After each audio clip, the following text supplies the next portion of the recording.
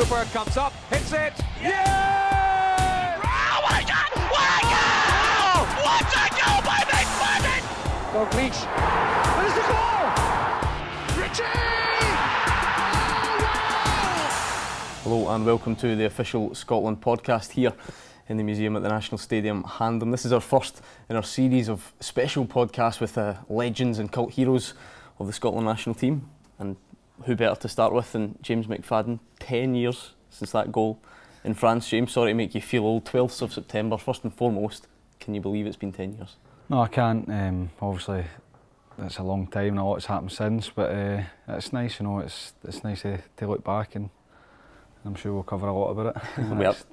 We absolutely will. Take us back to that time then, because a lot's happened since then. In many ways, it's one of is the goal that people remember you for. Take us back to that day, that game, everything that was riding on it. What are your memories of the occasion? I think it was obviously a huge game, and we knew that going into it. There wasn't many people who gave us a chance, but you know, we had nothing to lose going into it. We were expected to lose home and away to France and Italy, of course.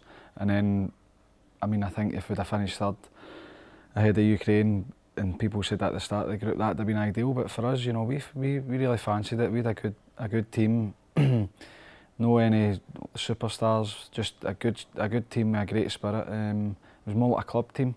Everybody got on, and we were all pulling in the right direction. And getting into that game, it was, you know, we really fancied it. We felt we could go there and win, especially beating them at home as well. But we knew that they would be up for it, I feel like, a wee bit more than probably the first game, because we'd beat them, and it was robbery the first game, and we went there thinking, you know, we'll prepare properly and we'll go and give them a game, and we done that. Where do you manage to get that confidence from? Because you talk about the Scotland team not having any superstars. Well, the France team certainly had one or two, 5 or 6, perhaps a full team of superstars. What is it that gives you the belief that not only you can beat them once in a campaign, but twice? I think because we'd done it before, and as I said, we had a fantastic spirit. It was like a club team. We had a lot of players for Celtic, a lot of players for Rangers. That was forgot about when we met up in camp. There was a few guys playing in the Premier League in England, and we had a great belief, led of course by Alex McLeish, who was a great motivator, a great man manager, and you know, the whole thing it was just right. You know, it worked, and the belief we had was, you know, we'll go and win the game. We'll give as best we can, and hopefully that's good enough. In terms of the goal then, 64 minutes gone, the ball's in the night sky, it's dropping towards you. You take it from there, talk us through it. It was just, I mean, the whole game, anybody that's played up front as a lone striker will tell you all you have to do is work. If you run about, then it makes the team's job a wee bit easier, and that's what I done. The first half, the first hour, it was, you know, just run about, half chance here, maybe a half decent cross there, better decision could have made a difference, and I just thought, I'm tired. I'm tired of running. I want to get a shot. You know, you do a lot of running and it's chasing it. You want a throw in or a corner or whatever. You've done your job. But I was tired. I've said this many times. The night before we were training on the pitch and the balls were flying everywhere. And I thought, if I get a chance to shoot, I'm going to shoot. And that was I felt as though that was my chance. Although it was probably, I shouldn't have been shooting for there. I had no right to shoot for there. But I knew that Berti Vogts was the furthest forward player apart from myself, and when I turned around there was maybe 6 French jerseys in front, and there was no way we were going to get through them, so I thought just have a shot, and thankfully it's went in. I mean, when you see it back, it seems like such a quick decision. What can you remember of the thought process? Because it seems to me that you know, you pull the ball down and you turn and hit it straight away as if you already sort of knew that's what was going to happen. Can you remember it going through your head at that time, or is it an instinct thing? No, I remember as the ball's in the air, I've took a touch and I leant back to feel, but there was nobody there. So as it bounced up, I've took it on the half turn, and I thought, right, I'm going to just turn and hit it quick and hopefully take them by surprise. Usually, or for the majority of the game, whenever it was coming in, there was somebody close to me and I wasn't really getting any room to turn. And the fact that, as I said, I felt for the defender and they'd backed off. And as I said, I took it in a half turn. I thought, I'm just going to shoot as soon as I don't get the goalie a chance to set. Don't let the defenders close you down, because if you take another touch, then the goalie kind of covers the angles and it needs to be a better strike. So I just thought, you know, as I said, it played my mind that the night before, if I get a chance to shoot, I will shoot, and that was my chance. I mean, Scotland fans everywhere remember how they felt when that ball hit the back of the net. Do you remember how you felt? Is it one of those, because sometimes these moments of, you know, the joy is so much that it's perhaps a bit surreal. Do you remember the ball hitting the back of the net? I remember shooting and thinking, right, I've hit it nice, I can feel that it's a good shot, and then I thought it's gone in, but the goalie's kind of covered it, and he got a touch, and I wasn't sure if it hit the bar and bounced out, and just the stunned silence. I'll never forget the silence. They thinking, what, if I scored, was it in? And then obviously after the euphoria, I've turned round, the Tartan Army are away in the other corner, or the majority. The rest of them were obviously dotted here, there and everywhere in the stand, and I thought I'm going to run all the way out to them, and I thought, no, that's a wee bit far. I get by Piero always says to me about it, I get by him, and then it was just the rest of the team, and that was just, I can remember the feeling. It was amazing. Obviously after the game you think, oh, it's alright, I'll get more nights like that. I didn't realise just how special a night it would have been. Is that something then that when you're at this stage you look back on, you know, you look back on it with the kind of fondness of having realised that you don't get too many more nights like that? Oh, definitely. I mean, it's a night that I used to, at the start, I used to obviously enjoy, but at other times I used to think, you know, everybody only wants to talk about that one goal I scored for Scotland, but I scored 15 goals for my country, and it was like they were forgot about, and I used to get a wee bit upset about that, but I can look back now and say a fantastic night to be a part of, and obviously I'm so grateful that people still talk about my goal and want to make as big a fuss about one goal in 10 years. Well, that's the thing, because do you feel like it is a goal that defines you? I mean, we're sitting here in the Hampden Museum, the boots that you wore that night are right there.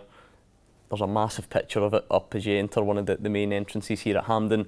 We're here talking about it, everyone wants to talk about it. Like you say, it's almost it's a nice thing to have. Do you feel like it will be the goal that defines James McFadden, the footballer? I think it has done. I mean, I think, going back to what I said a wee minute ago, I didn't want it to define me, because at that time I was young and I had so much in front of me, and I thought, right, let's not get carried away, don't milk it here, but you're going to get a better night. I wanted to be the guy that later on in that campaign especially, that went and scored the goal that made us qualify for a tournament. I wanted to be playing at a tournament, maybe score a goal at a tournament, and I just thought, right, enjoy it as much as you can, but don't get carried away, because at the end of the day, and we all found out, it meant not a lot in the end. So I didn't really want that to be, oh, look at him celebrating a goal that in the end didn't really mean anything. But the fact you've got time, and I'm close to the end of my career now, you see just, you know, how big a deal it was, and you can understand why people get carried away.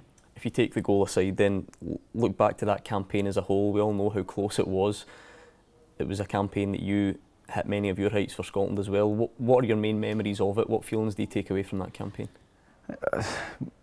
Unbelievable highs with unbelievable lows at the end. I think it just, you know, it started well, and we just kept going. We kept winning game after game, putting in good performances while we were winning the games.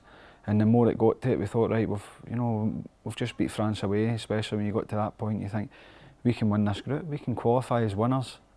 The bigger picture is we've won the group and we've qualified for a tournament. The even bigger picture is we've beat the last two finalists of the World Cup on our road to get there. When we were going to, as we saw it, we were going to knock one of them out. It could have been the World Champions, but we're knocking out of the group stages. So I think the confidence, I keep going back to it, the team spirit we had at that time was phenomenal, and I just think it's overall probably in the last, well, ever since France '98, it was the best chance we had of qualifying, and it's absolutely gutting that we never made it. I don't feel so bad about talking through some of the lows, because we've had a good chance to go over the highs. First and foremost, the Georgia game is one that sticks out for everyone. The claret strip, the two teenagers they had playing, we had already done a lot of the hard work in the group. How much does that result still rankle with you? It's horrible. Every time I can't think about scoring the goal against France without thinking about the disappointment of the Georgia game. You know, it's great. We beat France home and away. We went toe to toe with Italy. We beat Ukraine, soundly beat them at home, and yet we couldn't go and beat the team that, if we'd have beat, it would have been enough for us to qualify. As you say, the circumstances of the game, with the young players playing, who by the way were decent, but you know, they had a 16 or 17-year-old goal, and we hardly caused them a problem. And and it's disappointing, and it's one that still you think, if we only could have turned up for the first maybe half an hour, that game could have been enough to see it off with something to defend.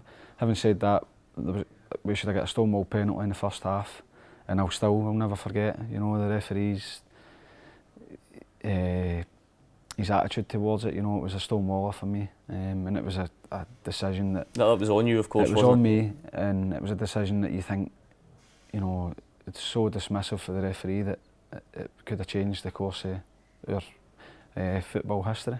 That's the thing, because when we, as fans or working in the media, watch games and you look at players reacting to referees' decisions and how often they're unhappy with decisions and so on, how much do you remember those big decisions that have gone against you in your career? Because that must be right up there. If there's one bad decision that's gone against you in your career, in fact, well, we'll get on to another one in a second. I'm sure you know what that is, but you know, is it still the type of thing you really do look back on and with a kind of disbelief? I think because it wasn't like a coming together, or you know, the ball was there. The ball wasn't even there. It was flicked over his leg, and I went to run. As I went to run, he stuck his leg out and blocked me. That's a foul. So there's ones where you can sympathise to an extent or understand why the referees made that decision, and there's others that you can't fathom it, why it would be in the favour of the defender at that stage. So you remember, listen, we'll go and speak about it as well. You remember chances you've missed. You remember decisions going against you, and there's stuff that happens that, like, I was the world's worst for having bother with referees. Everybody knows it. It's just always been, I don't like injustice, but I think's injustice. So it was difficult, but it's just because you want to win and you want to do well, and you feel as if you've been wronged and you want to right the wrong. It allows us to move seamlessly on to another huge injustice of the campaign, or what seemed like an injustice anyway. The Italy game. While we're on the theme of heartbreaking decisions, just talk us through what it was like to be a player and you see Alan Hutton over in the corner, quite clearly barged to the ground, and then the referee gives a free kick the other way. I mean, again, having played against the bigger teams, generally they got the decision. They did, and to feel that, I mean, I don't think anybody watching it can understand why you give a free kick to Italy. And in the end, obviously, a draw might not have been enough, probably wasn't enough for us, but it was still the sense of injustice. There's a few things in that game, the quick free kick, the ball boy throwing the ball back early, when we were no set, obviously, the quick throw in, for the first goal, and then have a great chance at one each, and it's one that it can still keep me. I won't sleep well tonight, actually, having to think about it again. Did you have it? Well, I get it anyway. I'll have a flashback and think, you know, I should have ran a wee bit earlier, and that would have been the goal that then everybody would have spoke about. The France goal would have been insignificant in comparison to that. That's interesting, because as somebody who's obviously never played the game, I often wonder if players are able to get over those things, so to speak, or push them to the back of their mind and think, you know, well, it is what it is, focus on the positives. We talk about the goal in Paris and so on, but genuinely then that is a thing that every now and then you'll look at the chance against Italy and think, aye, absolutely. I mean, as I said, the goal against France is the one that we're all want to talk about, but I'm more than 100% sure that if that was if that had been in, then that would have been the goal that we spoke about, and it'd have been a pat in the back. That was a nice goal you scored against France, but you know, you scored a yard and a half tap in to get us to the Euros, and that would have been the goal that meant the most. How do you look back on your Scotland career as a whole then? Because I don't, you can correct me if I'm wrong, I don't think it's too much of an exaggeration to say that a lot of your top moments must have come in a Scotland jersey. There was a period there where you were the main man, and it seemed regardless of what was happening at club football, you always managed to raise your game with a Scotland jersey on. Is that something you sort of felt at the time, were aware of? Aye, I did. I mean, I've got throughout my career I've had a great self-belief, and you know, I always backed myself. More importantly, I played football and I played it to enjoy it. And I felt that, you know, I wasn't playing at Everton. Majority of my career was at Everton, and it was a relief for me. I could come away and go and train and have fun and impress the manager and come on. The fans took to me instantly. And the feeling I got, even if I wasn't starting, coming off the bench, the crowd, the noise off the crowd was unbelievable, and I felt as though that it was my chance to go, and I was truly backed by the fans. Everybody wanted me to do well, and because I managed to score a few goals, it was that perception of if I'm playing them, I've got a chance, and I relished it. I loved it. There's nothing better than playing for your country, and the fact that the country's willing you to do well, and hoping that you're the man to score the goals or to bring a performance out in somebody. I loved that. Because you go back to your debut, we debate all the time, don't we, nowadays, about at what age people are ready to play for the national side. I mean, you're only 19, you're breaking through in a Motherwell team, which is in a difficult period for Park, let's be honest, but you've managed to come catch the eye with some performances at 19 off to the Far East to make your Scotland debut. That must have been quite a surreal moment. It was, but at that time there was a lot of people getting caps, and that, as I said, I had great belief, and I used to think, well, at that time I'd come into the Motherwell team and scored 10 goals in the last half of the season, which was a great return for, considering I never really played as a striker until that point.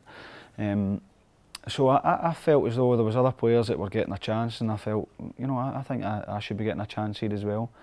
As I said, I had a great self-belief. I wasn't arrogant, but I believed in my ability. Looking back, all things considered, a lot of players probably got caps that maybe they shouldn't have, or they were maybe too young at the time, but we were in a transitional period, and it was up to somebody to come in and nail their place, and that was what I wanted to do. I wanted to come in and play, and I didn't care who was playing in front of me. Now, bearing in mind this is an official Scottish FA podcast, how much are you willing to tell us about the missed flight home? Yeah, we're not talking about that today. That's for another time, when I write a book maybe. Something that you sort of, I guess what happened thereafter allows you to recover that? Of course it does. I mean, as I said, the fans were great with me. I obviously not going to lie and say that drink wasn't involved. There was drink involved. I was young. I'd enjoyed my first cap, and what happened after was, Tommy Burns phoned me and told me, phone the manager, and I was like young boy, terrified. Berti Vogts at the time I didn't feel was too approachable, especially considering, I thought that was the end of my Scotland career. So I phoned him, and he was absolutely brilliant with me. He said, everybody misses planes, buses, they'll miss trains, don't worry about it, go and work hard, and we'll see where you are. And the fans took to me, it was almost like they were happier that I missed my flight than that I played for Scotland at the time. So they always looked at me and thought, whether it was sympathy or whether they just thought, it's like a badge of honour for a Scotsman. He's just normal, isn't he? And we just wanted him to do well. He's one of us, and I never looked back from there. What was life like under Berti Vogts then? Because certain players have got things that seem to follow them about forever, and that cheeky boy tag is never going to leave you, is it? I think it must be something that you get reminded of still to this day. I do. I mean, I was on my licence in the summer there, and Stevie Caldwell was there. He was doing his assessment while I was doing my practical, and he still calls me, there's a cheeky boy. It's one of the things. As I said, I loved it all. Berti Vogts came in at a difficult time and had to build a team. And I'm grateful that he liked me and he saw enough in me, because I was young and I wasn't playing regular, as we said, and he stuck with me and kept me in the squads and kept playing me, and he saw something in me that I'm glad he did. And the cheeky boy thing obviously was lost in translation, but I think we all knew what he meant, and I took no offence to it at all. It's funny because managers, it just goes to show that different managers mean different things to different people, because I'm sure there is a perception out there that the Berti Vogts era wasn't a particularly successful one, but you as an individual must look back to him as the guy that gave you your Scotland chance, stood by you, like you say, with the missed flight and so on, so you actually must hold him in pretty high esteem. Oh, definitely. I think he gave Darren Fletcher a chance before he played any kind of football at Man United, because he knew that he was going to be a top player. And I think that's what he done. Berti had the unenviable task of replacing a team like the one Craig Brown had, with a lot of experienced players that had played in tournaments, and they'd come to the end of their Scotland careers, so they had to rebuild. It was a tough job, and he done probably what a lot of Scottish managers would have done, was he went and found out who was eligible, and he went and he watched them and played them. And at the time, everybody's saying, well, everybody's getting a cap and this and that, but we had to try and find players, to fit into the team, and especially we had half decent young players coming through. We needed the experienced ones to help them through it. I'm sure you remember all the Scotland goals, but go back to the first one because that naturally has its own significance. Aye. What do you take away from that? What are your memories of that one? I remember The Faroe obviously, Islands, wasn't it? aye, came on at Hampden, Neil McFadden was wide and I just got in the box, it was a great ball in, and I thought, you know, if I was teaching anybody I would say take it with a good foot, and I had it with the side of my left just because I was comfortable. I've actually showed my wee boy the other day and he says, you'd have told me to hit that with my right foot, Dad. I says, I would have, but it was Do just as I natural. say, not as I do. Exactly. So I was delighted, obviously I'd played, I think it was my 5th game, and I was delighted to go off the mark, especially scoring at Hampden. I know it was against the Faroes, but you know, before I started playing football, I'd have took one appearance in the first team, one Motherwell appearance. If you know, if the cap in the Far East was my last, I'd still have been delighted because you know that's what I set out to do, and to score my first goal at Hampden for Scotland was special. Well, luckily there was a few more that followed, so 15 goals in total, and I'm not sure many people realise this because I think we all know that we've not had too many great goal scorers, certainly in recent years, but I was looking it up this morning, only 6 players have scored more goals for Scotland than you have. That must be a really nice thing to hear. That must be a big achievement for a Scotsman. Oh, it is. I mean, as I said, I'd have taken one cap, 1 minute of one game, you know, setting out. I was never, I just love playing football, and I just wanted to play it professionally. If I could play, I was asked when I was younger if I could play for Scotland, you know. I didn't know if I was going to be good enough to play for my country. It's the highest honour to any football player, and to go there, and as you say, there's only 6 before me. I think, you know, obviously I've had my time with injuries, and I could look back and say it would have been higher, it would definitely have been higher, but I'll take everything I've got and take it with pride. We kicked off talking about the France goal for obvious reasons, but the nice thing must be that it wasn't the only good one. You know, it's not as if the rest were all tap-ins. How special was the Holland goal? Listen, we know how it panned out in the end, but as a singular moment, as a rush of euphoria and what that meant at the time, that must have been right up there. Absolutely. I think it was the same. Holland at the time were a massive nation with huge stars playing for them, and we were, as I said, we're building a team. I think Berti had finally found a settled enough squad, and it was a great performance. We put on a great performance, and it was a massive goal. I think the feeling after it's probably the best I've had scoring a goal. It was unbelievable, especially I was young and you're playing against guys that I mean 2 or 3 years ago you'd watched on the telly in a tournament, and all of a sudden you're playing against them, and it was a special day. Obviously it didn't work out well in the second leg, but just for that moment it was something special. Because you talked about your own sense of belief and confidence, how you always backed yourself. Picking up the ball like that as a young guy in a Scotland jersey against these kind of world beaters again, is that the same thought process? You know, why not take them on? Why not try and get... I've always believed that, you know, if I went in full time at Motherwell, there was so many as an under-18 squad, but the odd occasion we trained with the first team or the under-20, playing under-20s, and I always wanted to show that I was better than what was there, or show people I was good. But at the end of the day, you're all on the same pitch, whether it's training or in games, you're in the same pitch. So, you know, you've got a right to be there. So go and show everybody why you're there. That was the same. I no long moved to Everton, and I was trying to establish myself there. And I think, you know, playing there with the players that we had at the time obviously helped me instantly. But to go and play against all these teams, it was always about playing against the best and doing what you're good at against the best. Do this, you know, if you're playing against people that you're not at, say, playing at boys club, you push on, you're on the same pitch as these guys, and you want to show everybody that you deserve to be there. How do you look back in that time down south? Because again, you talk about perception. My guess would be many people's perception of James McFadden's time in England is injury hit. But you look back at some of the highs, goals at Old Trafford, goals against Chelsea, a double against Arsenal, that goal against Charlton that everyone remembers. How do you look back on that period? As I said, if I could sum up my career, I would say I don't have any regrets, because everything I've had I'm extremely grateful for, and I don't wish for more in terms of I'm happy with what I've done. I went to England, I had quite a lot of injuries, but I did have a lot of highs, as you say, all the goals that I scored. I never scored loads of goals, but again, similar to Scotland, some of them were pretty spectacular. Some of them were good goals, important goals. I always tended to do that throughout my career, score at important times.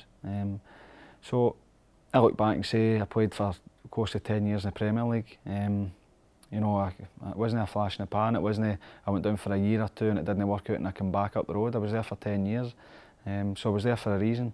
I enjoyed my time. I met some good people, played with some great players, played against the best, and I have nothing but fond memories looking back. How much of a frustration is there at being on 48 caps? I mean, 2 short of the 50. It's obviously, of course, not that long ago. You know, I used to. It was hard to take, but I mean, I've got 48 caps. You know, it's 2 caps obviously would make a difference. Caps more than most people. Exactly, it's 48 more than I thought I was going to get. I've had great times, some bad times. I've had injuries. There's nothing I can do about it, and even with the 2 caps, I can't change that. So if I start saying, oh, if only this and that, I'm going to become bitter, and I'm not a bitter person. I'm very optimistic. I never ever look back and think, you know, that's rubbish. Although it contradicts what I was saying about the referees, if there's injustice, then I'll fight for it. But I can't change that. So I would rather be happy with what I've got than sitting here being a bitter player going, he should have done that and he should have done that. Nothing. I've done everything I've done and I'm happy with it. I know we've been asking you to pick out highlights. The France goal speaks for itself. You spoke about the goal against Holland. Your Scotland career kind of spanned a transitional period. We saw a lot of players in a Scotland jersey. Can you pick out one that you thought was the best player you played with for Scotland? I think I'd probably go for Berti Vogts. Very good at everything. He could pass it, he could tackle, he could shoot, he could score goals. He was the anchor in midfield. I think Barry had a lot. Closely, I think Dan Fletcher's up there as well for the same reasons. A lot was expected of Darren and still is when he plays for Scotland because of what he'd done at club level, but fantastic teammate, great guy off the park, and a great guy to have on it. I think Barry probably just shades it in terms of, you know, his vision, the way he played the game. I love playing with Barry, and Darren for the guy he was. You wouldn't have known he was superstar at Man United. He came up, he was one of the boys, and he knew what his job was for the team. Fantastic teammate. We've spent a lot of time taking a trip down memory lane, so let's look to the future. What does the future hold for James McFadden, starting in the kind of short term and then a bit further? Short term, I'm trying to keep playing. I've had a couple of offers, and you know, 1 or 2 they've been decent, but at the timing probably wasn't right. But I'm going to try and keep playing. I enjoyed the coaching side of it last year, but you know, I'm a player first and foremost, and I'll play for as long as nobody wants me. But the coaching experience you had, did that whet the appetite? That's something that did that confirm your belief that it's something you want to do in the longer term? It was an eye opener. There was, you know, I didn't think coaching was going to be easy by no stretch, but it was an eye opener to let you know exactly what went on. Also, it gave me the insight to say I want to keep playing for as long as I can. However long that is, I don't know, but I want to keep playing, and then it means I'm going to be better prepared for when the day comes that I'm going to either be a coach or a manager, and it was a great experience for me. Well, thanks to James McFadden. That was our first in our series of podcasts with Scotland legends and cult heroes. James, I'm sure I speak on behalf of Scotland fans everywhere when I say you gave us all some fantastic memories, so thanks for that, and thanks for joining us. Cooper comes up, hits it, yeah! Oh my God! What a goal! What a goal by McFadden! Dalglish, there's the goal! Richie!